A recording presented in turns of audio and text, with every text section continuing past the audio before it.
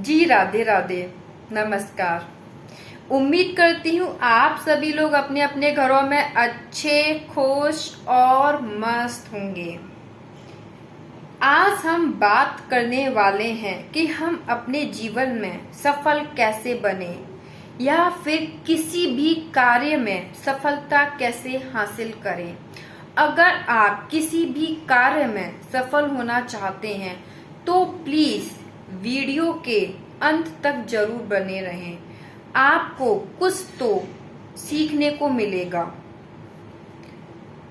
एक बालक गर्मियों की छुट्टियों में अपने दादाजी के घर आया हुआ था।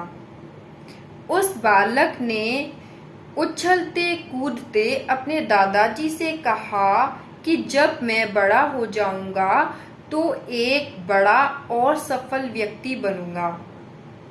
उसके लिए मुझे कुछ उपाय बताएं दादाजी। दादाजी ने हाँ मैं सिर हिला दिया। फिर दादाजी ने उस बालक का हाथ पकड़कर उसे पास की पौधशाला में ले गए और दादाजी ने वहां से 2 पौधे लिए। कितने पौधे लिए वहां से? 2। दादाजी ने एक पौधा तो घर से बाहर लगाया और दूसरा पौधा गमले के अंदर घर के अंदर लगाया। अब दादाजी ने उस बालक से पूछा, बताओ बेटा, इसमें से कौन सा पौधा सफल होगा? बालक कुछ देर तक सोचता रहा। फिर बालक ने कहा कि अंदर वाला पौधा सफल होगा, क्योंकि अंदर उसे किसी भी प्रकार का खतरा नहीं है, जबकि बाहर वाले पौधे के लिए बहुत खतरे हैं। उसे कोई भी जानवर खा सकता है, उसे कोई भी नुकसान पहुंचा सकता है।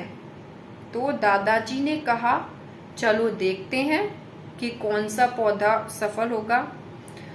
अब वो बालक वापस अपने घर चला जाता है और वो दादाजी उन पौधों की देखरेख करते हैं, पानी देते हैं।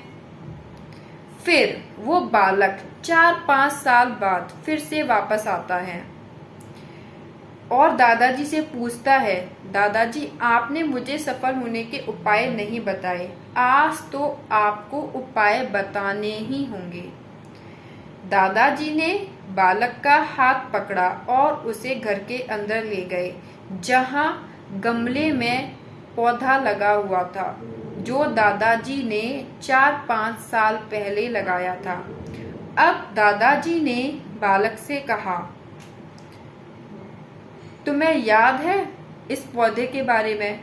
तो उस बालक ने कहा कि हाँ दादाजी, मुझे इस पौधे के बारे में बहुत अच्छे से याद है। ये हमने कुछ साल पहले लगाए थे, ये जानने के लिए कि कौन सा पौधा सफल होगा।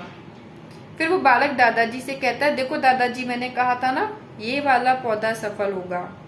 अब दादाजी ने कहा, पहले बेटा बाहर वाला पौधा तो देख लो, उसके बाद बताना। अब दादाजी उसको बाहर ले गए और उसने बाहर एक बहुत बड़ा वृक्ष देखा, बहुत विशाल वृक्ष देखा। उसकी शाखाएं चारों तरफ फैली हुई थीं और उसकी छांव में कुछ राहगीर खड़े होकर बातें कर रहे थे। तो फिर दादाजी ने उस बालक से कहा, बेटा कौन सा पौधा सफल हुआ? तो बालक ने कहा, अंदर वाला पौधा सफल नहीं हुआ, बाहर वाला पौधा सफल हुआ। पर ये कैसे संभव है दादाजी, जबकि बाहर तो इतने सारे खतरे हैं और इस पौधे को बहुत खतरों का सामना करना पड़ा होगा।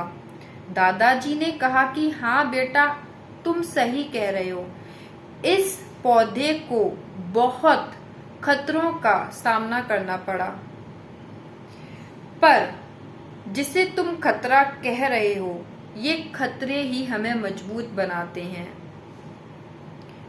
जिस आंधी तूफान को तुम खतरा समझते हो, इस आंधी तूफान ने इस पेड़ की जड़ को मजबूत बनाया। इस पेड़ के पास आजादी थी अपनी शाखाएं फैलाने के लिए, अपनी जड़ों को फैलाने के लिए। तो हम जिन मुश्किलों और रुकावटों को अपनी बाधा समझते हैं, देखा जाए तो वही मुश्किलें और बाधाएं हमें आगे बढ़ने के लिए प्रेरित करती हैं। ये तो बात हुई दादाजी की और बालक की। वो बालक उस विशाल वृक्ष की ओर देख रहा था, क्योंकि वो समझ चुका था कि सफल कैसे होना है। अब हम बात करते हैं कि श्री कृष्ण भगवान क्या कहते हैं गीता में। श्री कृष्ण भगवान कहते हैं, किसी भी कार्य में सफलता प्राप्त करने के लिए सबसे पहले मन पर नियंत्रण रखना बहुत ज्यादा जरूरी है। किस पर नियंत्रण रखना बहुत ज्यादा जरूरी है? मन पर। मन का स्थिर और शांत होना बहुत ज्यादा जरूरी है जब हम किसी कार्य को करते हैं। क्रोध जो होता है ना, क्रोध बुद्धि का नाश करती है। इसलिए हमें हमेशा अपने मन को शांत बनाए रखने का प्रयास करना चाहिए और किसी भी कर्म को बिना फल की इच्छा से करना चाहिए। हमारा पूरा ध्यान कर्मों की ओर केंद्रित होना चाहिए, न कि फल की ओर। और धैर्य का होना भी बहुत ज्यादा जरूरी है। तो आज हमने जाना कि हम अपने जीवन में या किसी भी कार्य में कैसे सफल हो सकते हैं। सबसे पहली चीज मन पर नियंत्रण होना, जैसा कि श्री कृष्ण भगवान कहते हैं, शांत और स्थिर होना मन का, और धैर्य होना, ये सारी चीजें।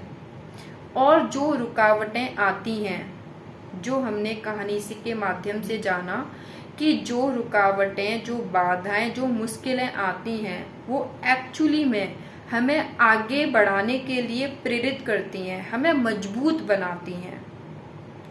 इस तरह से हम किसी भी कार्य में सफल हो सकते हैं।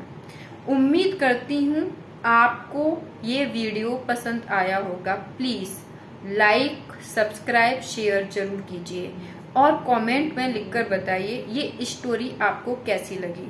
Thanks for watching this video. Radhe Radhe.